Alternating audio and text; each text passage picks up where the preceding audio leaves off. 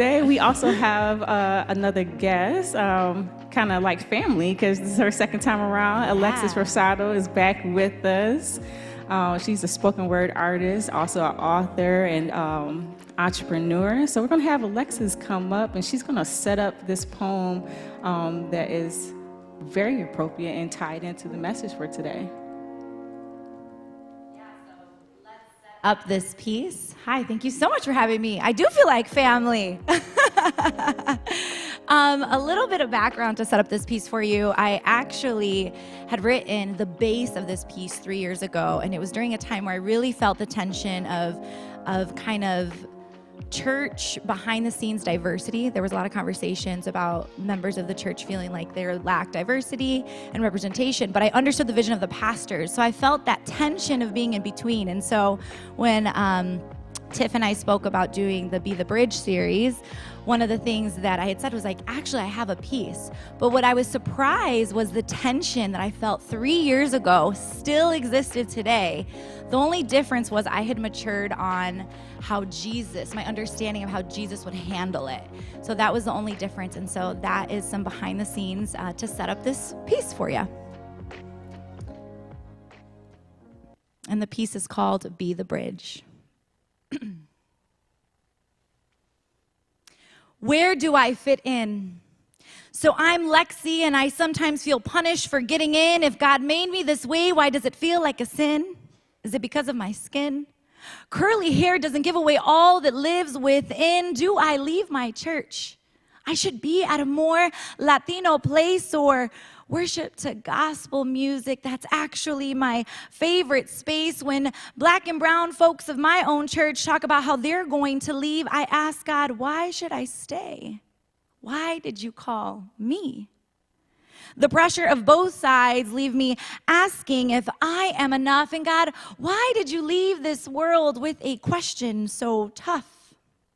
Mixed friends, diverse boyfriends, hip-hop squads, countercultural. There are quads and odds from all sides. But where do I go? I adapt to the culture.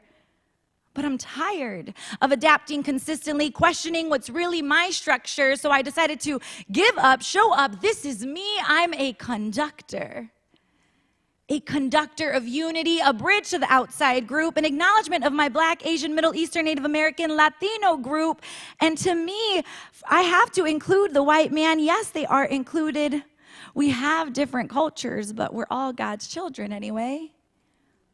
God made us unique. Melanin, different skins, but how come when one gets a tan in Hawaii, it's celebrated, but a tan in the womb, it's misinterpreted? How do we coexist? Forgive them, for they do not know what they do. Maybe God wants us to ask him questions, unite, interact, and heal, and search for different pieces of his soul. I live in the tension of in between, and I don't fit in, but guess what? That part is typically unseen because I am Latina and I dance Latin music and I am not Caucasian, but I do have white brothers and sisters and I love Jesus, but I do blend in, yet don't feel like I fit in because I see color. I see culture, I see beauty in all these races, but the devil keeps trying to separate different faces. So where is my home? My place is the bridge. A bridge goes over spaces that cannot be walked on. A bridge is the opportunity, like the Jesus Cross song. A bridge connects things that don't normally come together.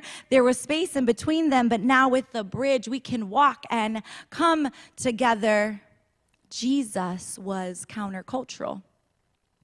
Women were second class. He hung out in every social class, so I will no longer believe that I am not fill in the blank enough, or feel shame for believing in unity and love. I care what we look like because I see that we are different, but I honor every story and we need to learn to listen. Do we listen? Jesus listened. He had somewhere to go but stopped to talk to the woman at the well. He didn't have selfish ambition. He cared for her soul. He listened to the adulterous woman who was going to be stoned. And he says, who condemns you? No one, not even him.